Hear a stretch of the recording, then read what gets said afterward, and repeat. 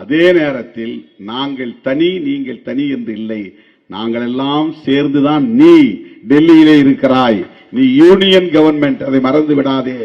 மாநில அரசுகள் எல்லோரும் சேர்ந்து டெல்லியில் ஒரு ஒன்றிய அரசை உருவாக்குகிறோம். அது ஒரு குவாசி பெடரல் கவர்மெண்ட், ஒரு அரை கூட்டாட்சி தத்துவத்தை அடிப்படையாக கொண்ட ஒரு அரசு. இதை அரசமைப்பு சட்டத்தின்படி சுட்டிக்காட்டியவர். ராஜமன்னார் குழுவை நியமித்து அந்த அறிக்கையை அனுப்பியவர் டெல்லியில் இருப்பவர்களுக்கு. அதுக்கு பிறகுதான் பஞ்சாப்ல தீர்மானம் போட்டாங்க. அதுக்கு பிறகுதான் வெவ்வேறு மாநிலங்களில் மாநில சுயாட்சி பற்றி பேச துணிந்தார்கள்.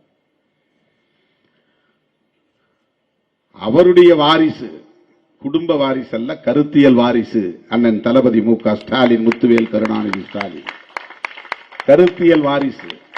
அதனால்தான் 10,000 கோடி தந்தாலும் தேசிய கல்விக் கொள்கையை நாங்கள் ஏற்றுக்கொள்ள மாட்டோம் என்று சொல்லுகிற துணிச்சல் அவருக்கு வந்தது.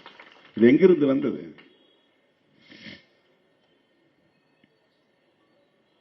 அவருடைய முத்தமிழறிஞர் கலைஞரின் பிள்ளை என்பதை விட அவருடைய கருத்தியல் வாரிசு. அவர் என்ன ஐடியாலஜி பேசினாரோ அந்த ஐடியாலஜி அவர் உள்வாங்கி இருக்கிறார்.